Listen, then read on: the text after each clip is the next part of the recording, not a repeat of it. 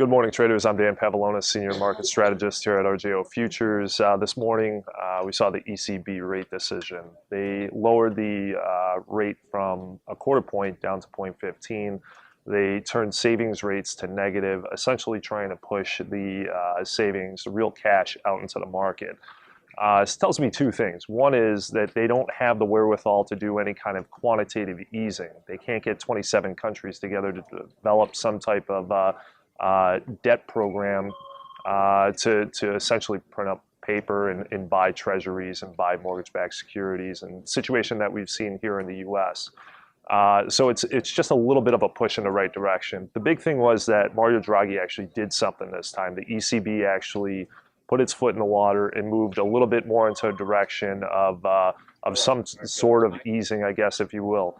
What we saw was initial reaction where the euro sold off, but now it's coming back to a medium. Same thing with the dollar rally. Now it's coming back to a medium.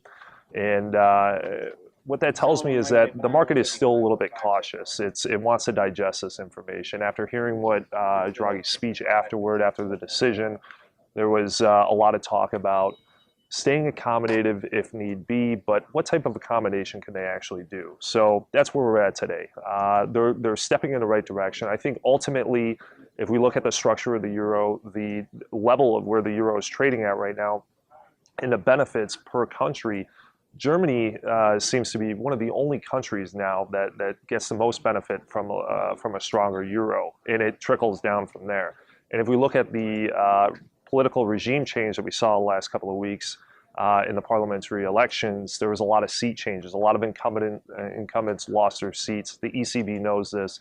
The ECB, as an unelected official blanket, democratic blanket covering the Eurozone, is probably scared. I mean, you have a lot of countries now, like France, for instance, that have a major portion of their political parties that are anti-Euro. Italy, even Germany is starting to grow. So that's something to take into consideration going forward. Another thing we have tomorrow is unemployment rate. So both of these things, I think, look for a stronger dollar going forward, a weaker euro. Will it come to parity anytime soon?